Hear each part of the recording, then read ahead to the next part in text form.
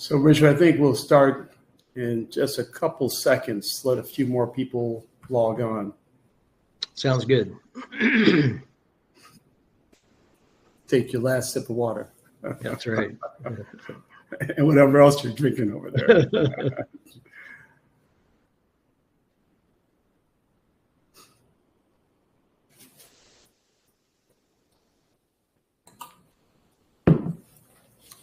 Okay, let's get started. Welcome, everybody. My name is Ed Nwakati. I'm the founder and CEO of Red Swan Digital Real Estate. I'm very happy to be here. I'm also joined by my colleague, Richard Rank, who's our newest broker-dealer, one of our broker-dealers, and sales director for Red Swan Markets. Say hello, Richard. Hello, everybody. Thanks for joining us today.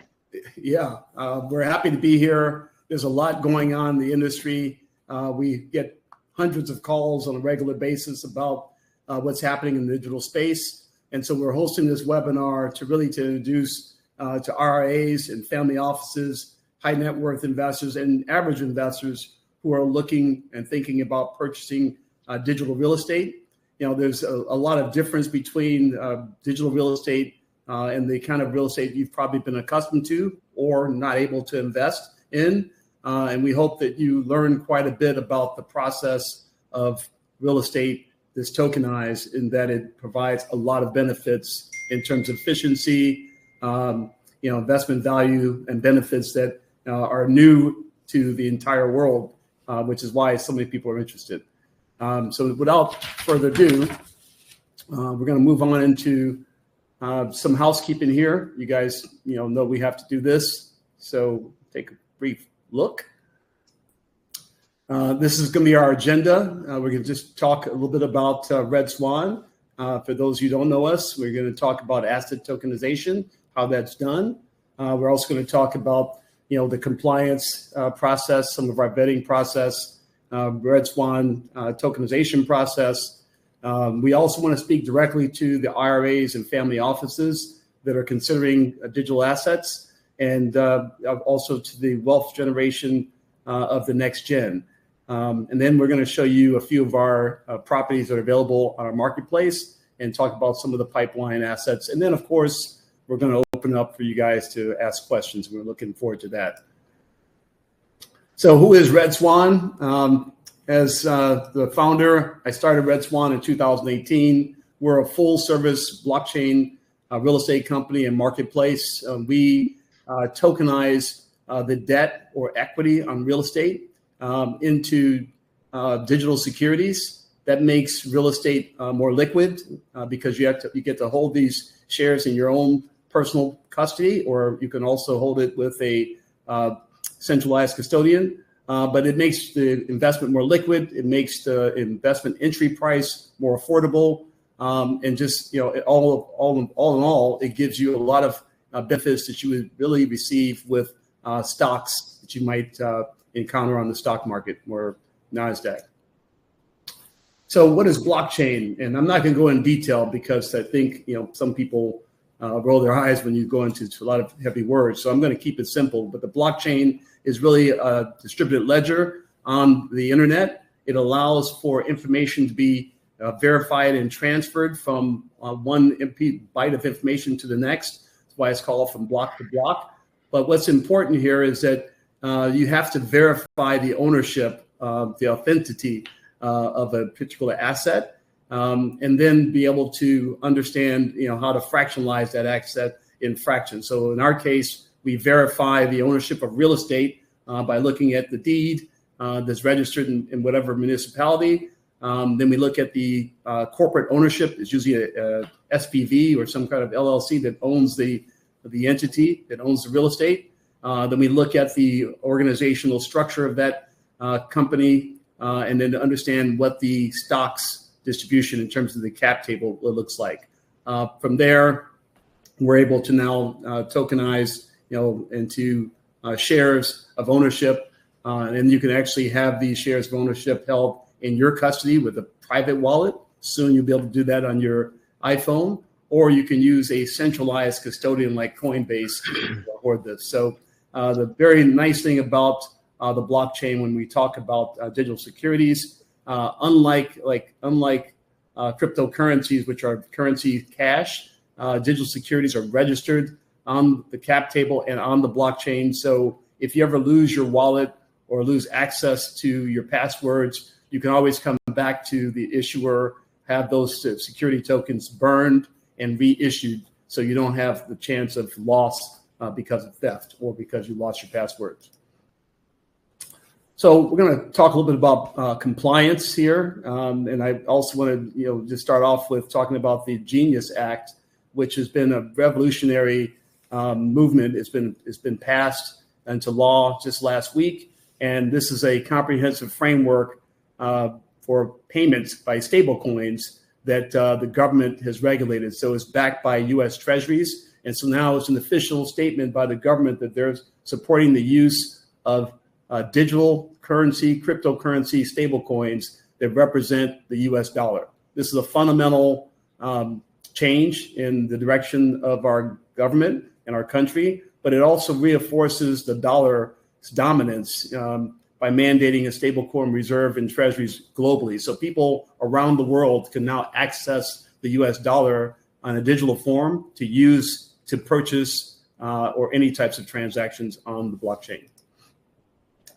And for us, that means that pretty much any cryptocurrency could be converted into a U.S. dollar based on their exchange rate. And once it's converted to a stablecoin U.S. dollar, now we can take that currency and apply it towards our assets that we're selling, which opens the door, in my mind, to a $5 trillion marketplace right now of crypto, which is growing at the rate of a CAGR of 22% per year. So Red Swan is proud to say that we are registered broker-dealers. We had our license last year. We now have 5 members of our Red Swan Markets Group, which is our wholly owned subsidiary. And those members are all licensed broker-dealers. I myself just received my 2 licenses, which are my Series 82 and Series 65. Richard has his Series 7, his Series 63, and Series 65. So he's able to transact as a broker-dealer, also act as an IRA. I also want to make sure we mention that the SEC has really come full circle with their stance on digital assets. It was a time in the previous administration where they weren't so favorable towards digital assets, and there was a lot of confusion with regards to regulations. But now the current administration is forward thinking, has made a lot of new laws supporting digital assets and now cryptocurrencies. And as you can see from the Fed chairman, Mr. Atkins, he believes that tokenization of assets is the next step in modernizing markets. And I think he's absolutely correct. With all the phone calls we're receiving, even though we focus on real estate, we get calls regarding venture capital companies looking to provide liquidity, private equity funds, people with gold mines, you name it. Everyone's trying to digitize to make their investments more liquid and affordable. So we're going to get into, this is the tokenization part 101 of how we mint and distribute and structure tokens. And I'm just going to walk through this. I don't want to take up too much time because, of course, I want to leave a lot of time for you guys to ask questions, which is probably the most meaningful part of this whole presentation. But just talk about how to mint security tokens. What is the process for those of you property owners who are very interested in this? We start off, like I said, by verifying the asset, understanding the value of the property. So we look at the financial statements, balance sheet, debt, and also surrounding information about the property, just like I did when I was a broker at Cushman & Wakefield selling capital markets. We then come up with a valuation of the asset, traditional, using cap rates, of course, and then understand what the cap table currently looks like. So how much debt is on the property, how much equity. And let's just say that we're focusing on a solution that is recapping the equity of the property because the debt is in place for a number of years and is at a good rate. So we now can recapitalize the equity of the property so that the owner can pull equity out of the property and use it for another purpose while still maintaining their GP structure. So we analyze the asset, we come up with a capital solution structure, we do our due diligence, very heavy due diligence on the asset, also heavy due diligence on the sponsor itself to make sure the sponsor has a clean record. And then in terms of the feasibility of the project, we send this out to companies like Colliers International does our feasibility analysis. We also use companies like FactRight to do feasibility analysis. And then once we have the due diligence done and we have the permission from the board of directors of the LLC, we now mint the existing shares of the LLC into digital shares. And they're now held in a wallet that belongs to the sponsor, waiting for issuance. So the next step is, of course, preparing to market the property and issue the securities to qualified investors and investors that have gone through KYC around the world. And so the first thing is we put this property on our marketplace, and that allows for us to explain all the details there so you can have a desktop analysis of the property. And then we decide if it's going to be Reg D or Reg S offering. Usually for a Reg D offering, of course, is for U.S. accredited investors. You guys should know what the accreditation standards are. It's basically if you are a U.S. citizen and you make $200,000 a year or more as an individual, you're accredited. If you have $1 million worth of net worth, not including your house, or if you're a couple and you're making $300,000 a year income, that makes you accredited. I do want to say that some positive news is coming in from the new administration, lowering some of the hurdles for accreditation. You now can take a test that's governed by the SEC. If you pass that test, that can give you accreditation. And I think they're going to continue to loosen up the accreditation, but at least I hope so that younger people can get more involved. But on the Reg S side, which is for international investors, there's no accreditation requirement, and there's no set minimum or maximum number of investor requirements for a Reg S offering. So we can actually lower the initial allocation for investment to international investors far more than we can for U.S. investors at this time. So once an investor comes on the platform, they can now look and do their desktop analysis. And after they're doing that, they decide they want to move forward to make an investment in the property. The first thing they do is go to express interest. And before they can do that, of course, we're going to have to do a suitability study on them. Just basically is automated pop-up that's going to do a KYC, know your customer. It's going to ask a few questions. It's going to look for your identification.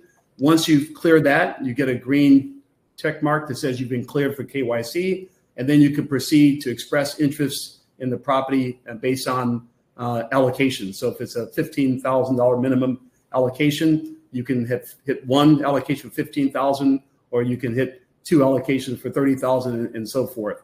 And so once that's done, that sends a trigger to the broker dealers at our markets division to contact you for further processing. And they're basically just going to do a few suitability questions, at least for your first time of purchase, and then collect your capital. And then after that, your shares are now sent to you via our escrow division, right to your downloaded wallet or to your third-party custodian.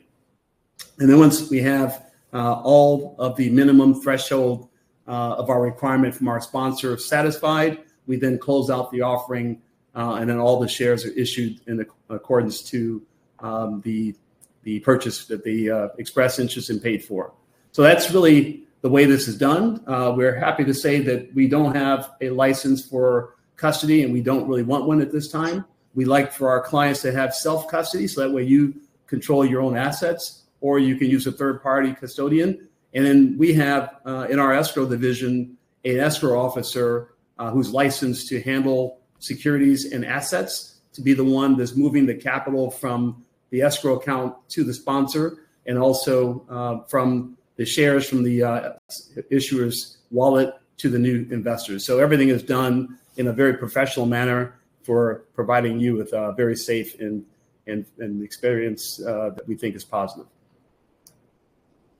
So I want to just talk about structuring a little bit, because I think this is probably the most exciting part of what we do, is sitting down with property owners and really understanding what their needs are with regards to raising capital. And sometimes it's raising equity because they have an asset that's stabilized.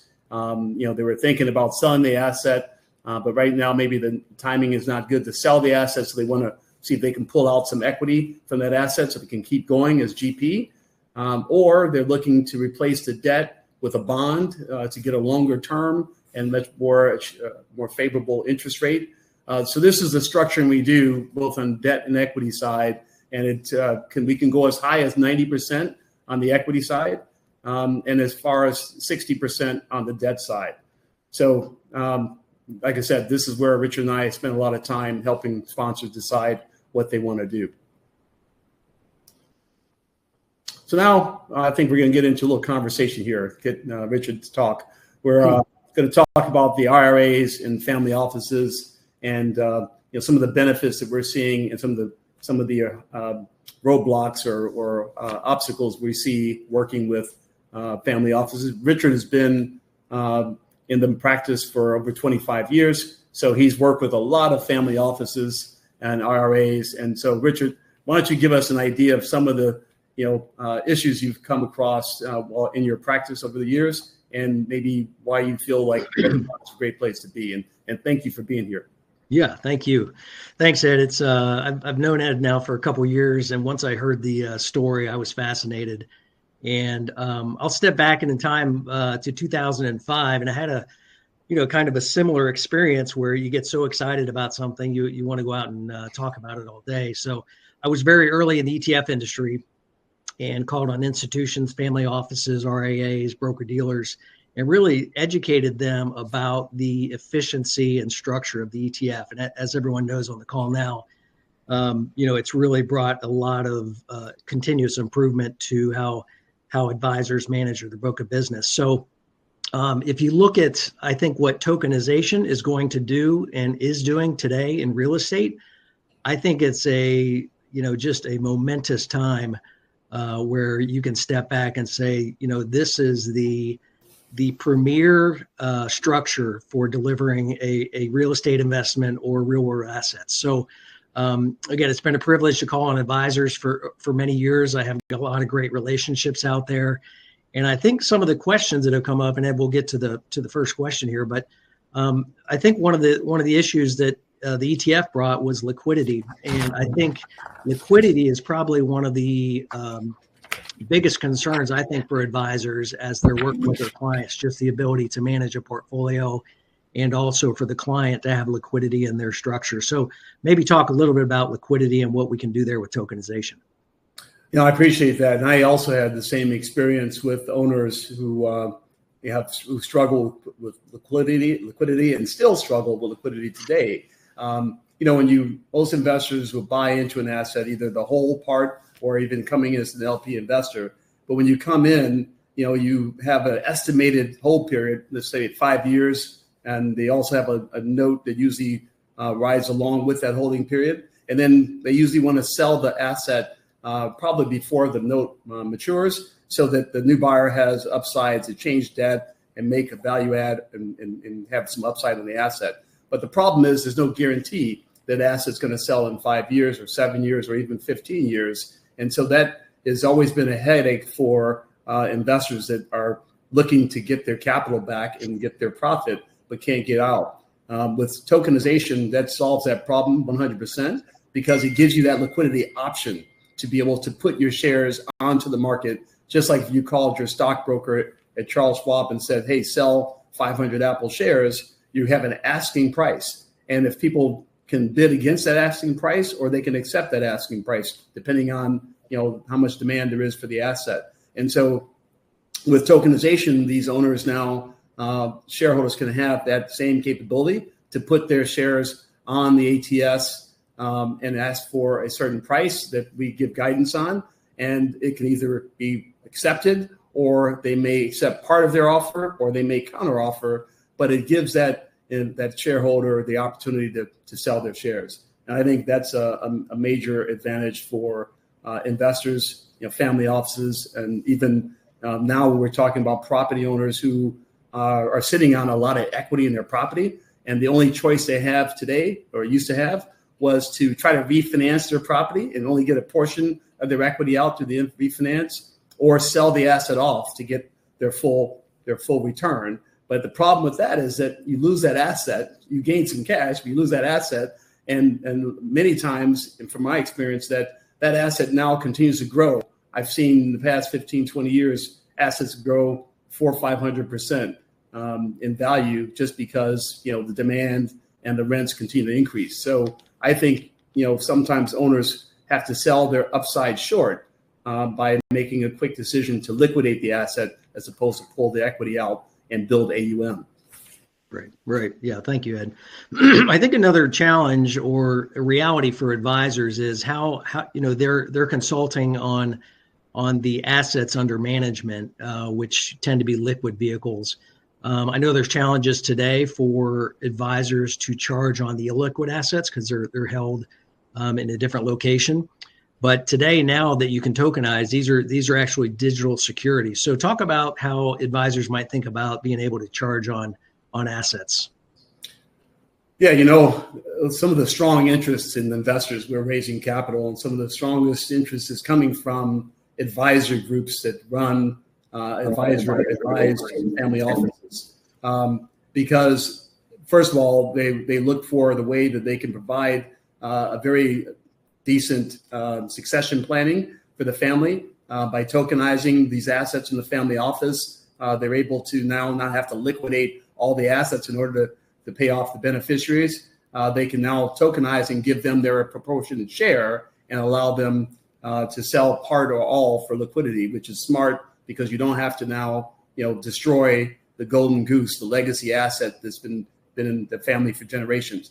But to your point, as an IRA or an advisor, when you're actually helping your clients in terms of their balance sheet, typically you see them having assets under management consisting of stocks and bonds, treasuries, all these liquid assets that they recommend because they can actually repurpose, rebalance those portfolios with those assets. Real estate traditionally is set outside of that AUM, and therefore they can only charge an AUM fee, whatever it is, 1%, 1.5% per year, based on the assets they're providing value to. Well, now that we are taking these assets, real estate assets, which were considered to be alternatives, and digitize them into stock shares, digital stock shares, they now get to put those assets under AUM as well, because now they can help provide better guidance to their client in terms of selling some of the real estate shares they own, buying more of the shares they own, diversifying into other projects. They can really get more involved in giving advice and therefore collect an AUM fee that's much larger. So you think about someone who has, $500 million of clients with AUM, probably 30% of those clients' value is in real estate, and that's maybe another 30% coming under the AUM. So I think that's a significant value add for advisors and RAs. Right. Yeah. Thank you. And speaking of liquid assets, just the concept of a 60-40 portfolio. Many have written papers over the years that's a not an effective way to manage a portfolio. You've got the endowment models, which have been out there for years and have typically done very well. using real estate and other alternatives. So I think today, for all the reasons we've discussed and will continue to discuss, many are recommending a 50-30-20 allocation. Actually, Larry Fink, in his annual shareholder to investors, he's talked about the 50-30-20 and really being able to democratize real estate and private investments. So talk about that a little bit, Ed, how now we can get to those allocations that I think make sense for investors. That's a good point. I've been giving that a lot of consideration, and I think that you're going to see a bigger allocation. You say 50-30-20. I think you're going to see a more even larger allocation with 50 being the alternatives, especially if you're able to take those alternatives that were pretty much illiquid and convert them into liquid. The alternative investments, the reason why you have that 50-30-20 is because that 20% of alternatives usually has a much higher return than the other percentages that are there. And so therefore, but the only problem with that higher return becomes higher risk as an alternative, because the question mark of liquidity when you can sell it is a big question, at least before. But now that you're changing the complexity of that alternative asset, real estate, into a digital asset that's tradable, you eliminate that heavy risk of option of sell. So I think you're going to start seeing a larger proportion of division of the asset into the alternative side, especially if it's digitized, because now they don't have the same constraint on liquidity. Right.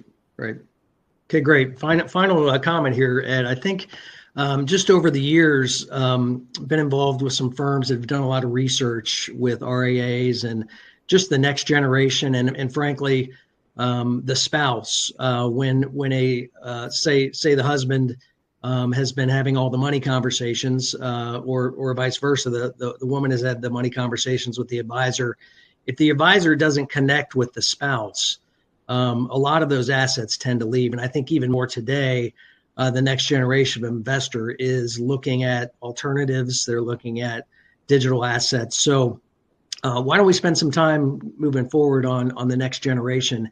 And again, I just think as fiduciaries on the phone today, I think everybody should and could really have a conversation with their clients about the Genius Act, about stable coins, about Bitcoin and tokenization, and I think really have a chance to connect with the next generation.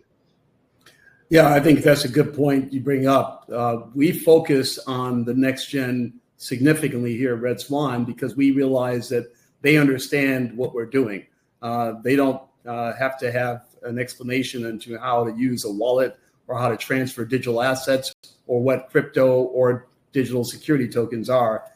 They've been in this space for the past 10, 12 years and successfully, trading digital assets, converting their cash fiat into stable coins. They know this business quite a bit. And we like that because it's an easier conversation. The problem is they haven't had a lot of liquidity or a lot of cash because they don't have as much earning power as previous generations, but that's changing. And as you can see from this slide here, the next gen over the next 10 years is going to generate an inheritance of about $84 trillion in value. That's a significant amount of capital moving from the baby boomers who are mostly in control of these assets now to the next generation. And so when you see this massive change, you have to think about where do you fit in this process if you are a wealth advisor or if you're a developer looking for capital. If you're thinking about getting the capital source from where you used to go, which is the baby boomers, you're going to find yourself with less resources in that direction. And so we start thinking about how to connect to the younger generation who's actually been inheriting more of this wealth. Another major point I want to make is that their appetite for digital is much stronger than the appetite of the baby boomers for digital. So as we're changing of the guard with regards to this inheritance, the money that they're spending is going into more digital products. So you can see here, as we get all the way to the Gen X's or Gen Zers, 55% of their asset allocation is going to be in digital assets. So that makes me very happy with Red Swan, and I'm sure the Genius Act and all those people who are involved in digital assets are very happy with this as well. And that's why you see such a rapid growth in this area, is they're focusing on where the money is going as opposed to where it is right now. And that's how we focus on the market as well. So I want to move into just talking about some of our projects that we have in the market. And this is just a small section of properties. We have a lot more coming down the pipeline. But these are all minted on our two partners, Hedera DLT and Seller DLT. So it's available for their shareholders to be able to buy if they want. But anybody who wants to buy can wire capital in and take part in owning some of these assets. So we have, first the Altus Fund, which is an excellent opportunity to purchase a diversified pool of assets with strong cash yields. I mean, Altus Fund was created, to present, a qualified investor with an opportunity to capitalize on distressed assets and create value upside. They have roughly 3 different funds. They're led by Forrest Jinks, who's a 30-year veteran in the marketplace. And I really like their approach to provide a balanced fund. The 3 components are distressed assets. That's roughly 35% of the fund, which is our assets that are allocated to distress, so they can turn these assets around. And with that many years experience, you know how to turn around certain assets. The other segment is non-performing loans, NPLs. That makes up about 10% of the funds. And so working with non-performing loans, they get a very good, attractive return. And sometimes when they have a resolution on that non-performing loan, it also unlocks additional value. And then finally, private credit. These are allocations that are sourced through Altus Group and also some of their industry partners. These investments are expected to provide a consistent income to the fund with a pro forma minimum yield of 10%. And the current income helps support the overall fund liquidity and distribution stability. So that's another category which they understand very well and provides a nice flow of income to the fund. And then finally, the co-GP investments. This is 35% of the fund and is allocated to Atlas-controlled GP co-investments. And this allows the fund to participate not only as a limited partner, but also get the upside generated by a GP promote. So they're allowing their LP shareholders to share in the GP promote as well, which usually is a very substantial amount. So overall, this fund has probably the highest return of any property we have on our platform right now, with a proposed cash on cash of 10%. Next, we're going to showcase the Rhythm and Blues Oak Park apartment building. This is, location is everything. I visited this property, but it's located in the heart of Oak Park, Illinois. It's a blend of luxury living and urban convenience, just steps away from the CTA and also the Metra stations right there, really across the street.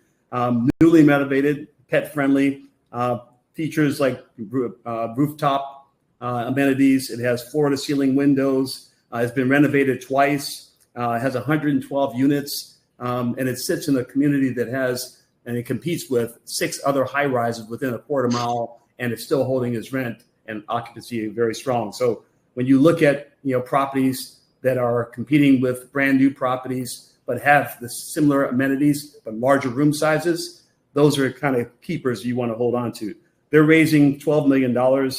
Their average cash on cash target is 7%, and their cash flow currently is $806,000 a year.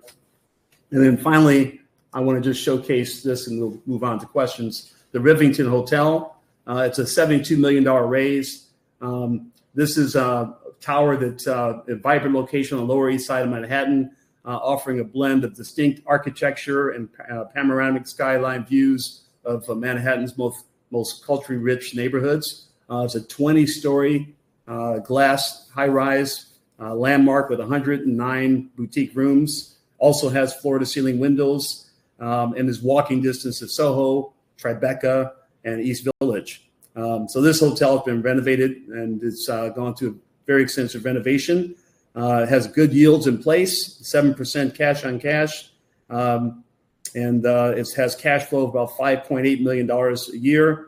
And the operator, which is very reputable in terms of F&B, I've known for a number of years, and they do a very good job of the F&B, which provides a very strong part of the income. So if any of these projects you're interested in getting more information about, please visit our website at redswan.io, or you can contact me directly for more information.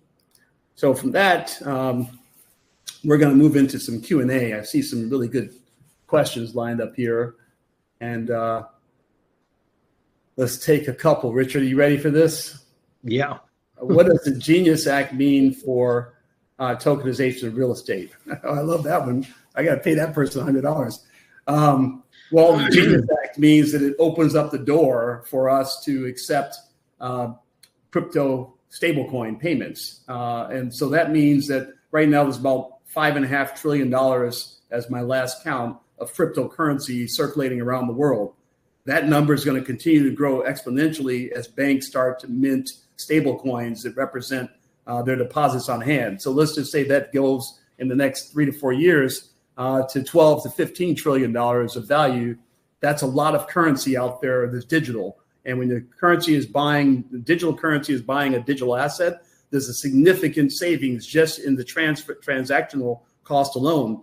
Think about when you buy a piece of real estate and it costs you about 7% on closing costs when you go through all the toll takers. But in this case, when you're transferring from any cryptocurrency to a stable coin, it's pennies in terms of cost. And so when you're transferring from a stable coin to a digital security of a real estate, it's pennies again in terms of transfer costs because the fees are paid by the sponsor, not by the investors. So significantly much more productive. And I would venture to say that this gives you a much overall higher yield than non-digital assets. So thank you for that question. The next question, do you limit the number of token holders to 2,000 per token property? Do you qualify and limit top alts or use Reg CF? Like I said before, the US regulations for Reg D limits the total amount of investors to one project to 2,000 investors. So depending on the size of the investment that we're trying to raise, we may have to raise the price point to 25,000 or 50,000 or even 100,000 on the Reg D side. But on the Reg S side, we don't have that constraint, and so therefore we can lower it down to $1,000 and take on 10,000 Reg S investors to meet up with the capital requirement. So that was a good question. Let me see one if I can give to Richard here. What is the typical time frame for a sponsor? Yeah, I need to clarify that a little bit. You mean, is that something that they want to have for a whole period, or what? And maybe I don't know. I don't understand. Yeah, I don't know either. There's a lot of ways you can look at that question, but typically a sponsor wants to raise their money as fast as possible. Yeah. So we have a time frame that's roughly 4 to 6 months of capital raise.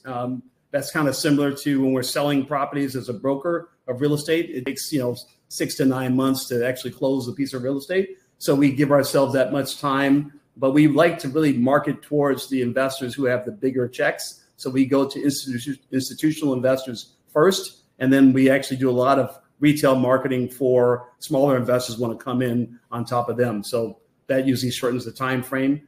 Another question, how do you police against adverse selection? For example, sponsor developers can't get the right haircut in traditional markets, so comes here with less sophisticated participants to leverage what they want.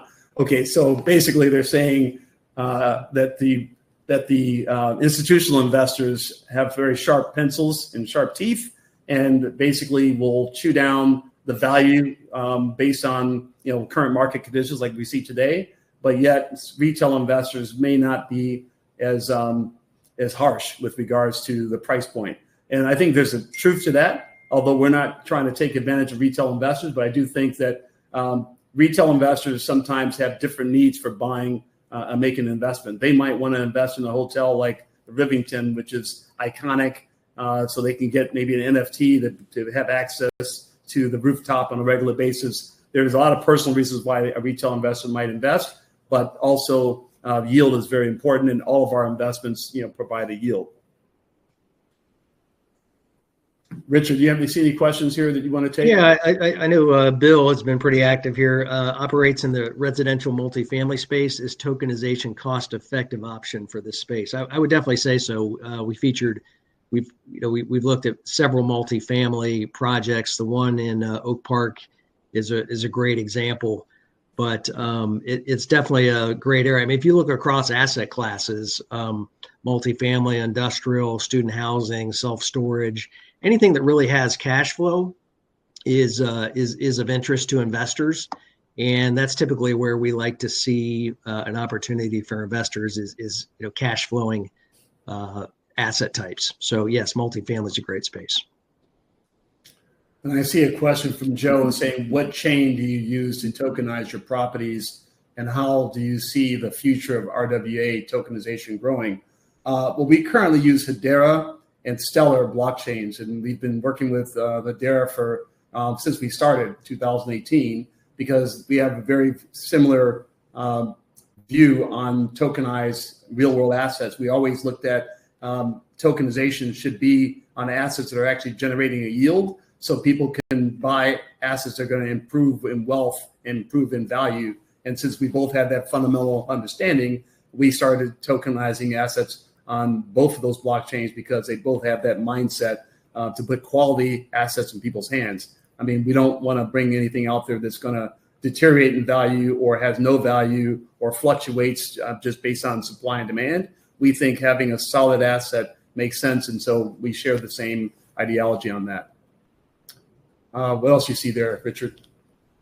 Yeah, about the digitizing trophy assets, why wouldn't they have lower investment minimums and create peer-to-peer exchange? So these are, the SEC, I think, is gonna walk into this versus running. So I think you still have to be accredited to invest in this, but I think in the future, just like the ETF industry, you're in the mutual fund industry, you're able to buy minimum shares and buy single shares. So I'm not going to predict when or how that happens, but if there is true democratization, I think it will go eventually to smaller investors.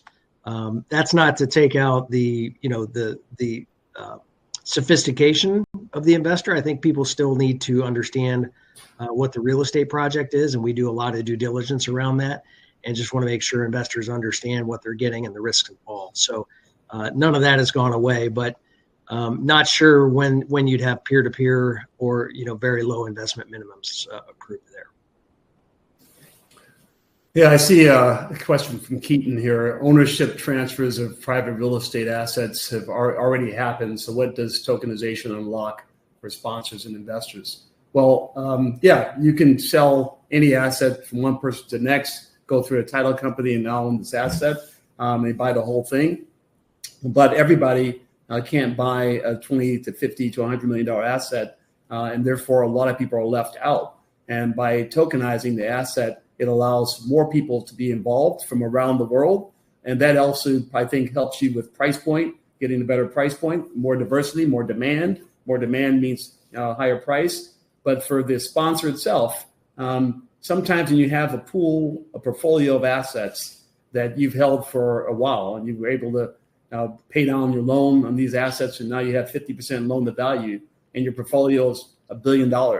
Well, that's $500 million of equity just sitting in these assets that are not working for you at all. If you were to pull out $490 million out of that $500 million and put it to work by buying more properties or developing more properties, whatever that portfolio of $1 billion was making in terms of NOI, it's still making in terms of NOI. So you are just taking your equity that's sitting idle, that's not being productive, and you're getting a better opportunity cost for that equity by tokenizing it, allowing investors to come in. So it helps both sides, the investors to get more access to high quality, more affordability to high quality assets, and also the ability to get out of the asset without bothering the sponsor. But the sponsor itself gets to unlock, hidden locked value in their assets to be able to repurpose and increase your AUM, which I think is very, very important. You see anything else there? Let's see. Question from Dwayne. How long must investors be invested before they can seek liquidity event? That's today it's 1 year in the US. So that's the hold requirement. After that, you would have liquidity. So it's 12 months. And actually that's a good thing because you'd have a long-term capital gain at that point in time on the shares. And this question is, and that's perfectly correct. This question is come from Kevin. Do you charge the sponsor for your fees and not the investors? ? Yes. How much do you charge the sponsor? Well, the fees we charge depends on the size of the deal. We really have a minimum level, about $15 million in terms of deals we look at. There may be some special exceptions if there's a potential large relationship to be had, but typically we try to draw the line at an area where we know it'll be attractive to institutional investors, but also attractive for us to work on. And our fees to sponsors are somewhere between 4 and 6%. Again, depends on the size of the asset. We've had assignments that are as small as $20 million and also assignments as large as $3.5 billion. So the fees fluctuate based on the size of the assignment. But those fees are paid by the sponsor, and luckily the investors coming in don't pay a fee. They have a small processing fee that's paid to pretty much the miners who are actually processing the transactions on the blockchain, and that's relatively a small fee. And that's one of the reasons why we switched to from Ethereum blockchain to Hedera and Stellar, because that processing fee is much, much lower than it was when we were using Ethereum per $100.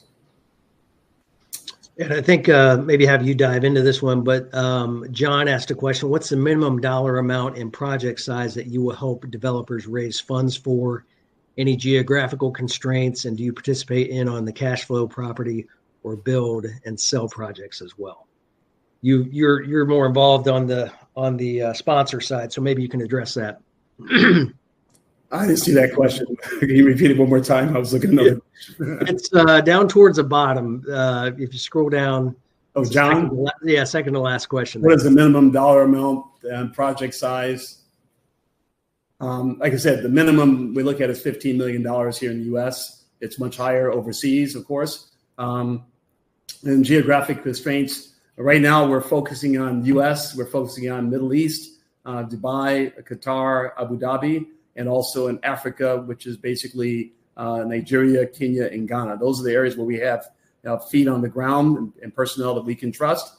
As we grow, we'll move into other markets because there's definitely demand. We get opportunities to tokenize assets in France and Europe and Australia, but we don't have the manpower there. We don't understand the real estate there, and it will take a little bit longer for us to figure that out. So we rather focus on the areas where we have our strength. Good question. I see something here. Are you going to expand to EU? Yeah, we would love to expand to EU. We're raising capital right now, and we're going to use that capital to expand into markets that we think are very frothy with digital assets and digital asset investors. And the EU definitely has quite a few digital asset investors there. So yeah, we look forward to expanding. What is a typical hold period, and how long do you handle distributions? How do you handle? Okay, good question. So as Richard said, the typical hold period for a U.S. investor is 12 months if they don't want to, so they can't just sell their asset and pump and dump. But after the 12 months, you can sell anytime. For foreign investors, we arbitrarily put a 2-month hold period so that, of course, they're not trying to, pump and dump on any types of assets as well, and we can really monitor the trades. But in terms of liquidity,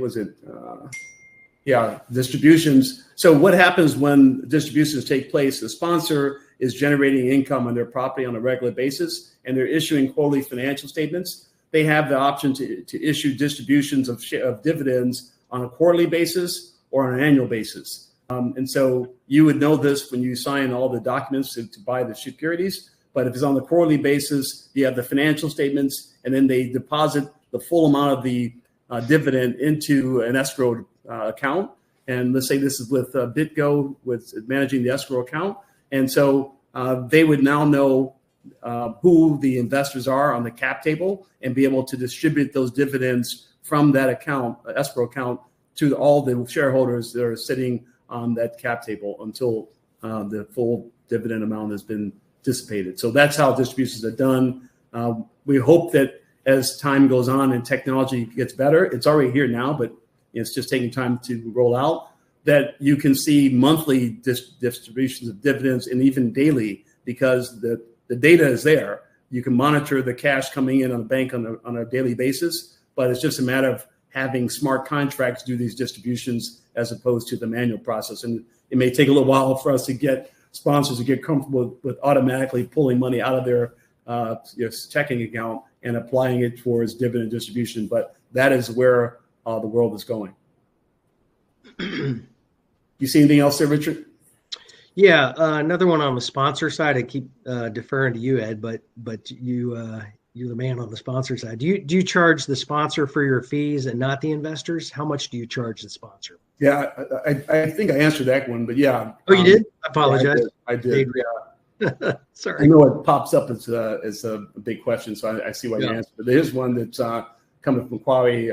We had the point of just digitizing trophy assets like multifamily. You already answered that question as well. So am I seeing any other questions here that I should be looking at? I'm just trying to see. There's so many to look at. If you guys have any other questions, please put them in here, and they basically will now populate so we can see. I think we've answered quite a few of these already. How do you deal with assets that get into trouble and require capital calls? That's a good question, Peter.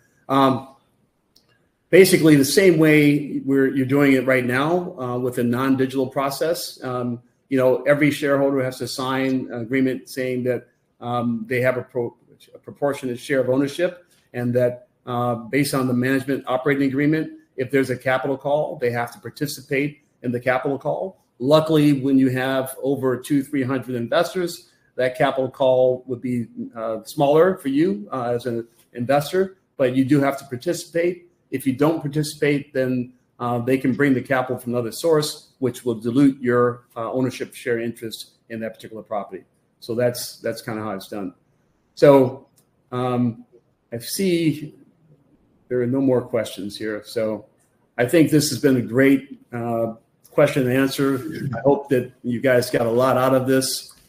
We put a lot into this presentation because we want to make sure that you guys understand what's happening in the industry and understand tokenization. So you can find us at my email address, ed@RedSwanMarkets, or Richard at redswanmarkets.com. And we're here to answer any questions you have, any sponsors who want to consider tokenizing your assets. We are pretty busy with that, but happen to take a look at your property and give you our recommendation. And any investors who are interested in investing, we want to handle you directly. So if you have any complications technically on a website, you don't feel comfortable, you can feel very comfortable in calling Richard, myself, or Martha, or Charles at our Red Swan Markets division. We'll walk you through what we have available, what's suitable for you as an investor, and hopefully get you through this process. But I believe eventually everybody's going to be owning digital assets, and so we're here for the long term. Thank you guys very much. I appreciate you coming on board, and I'll see you on the next webinar. Thank you, everybody.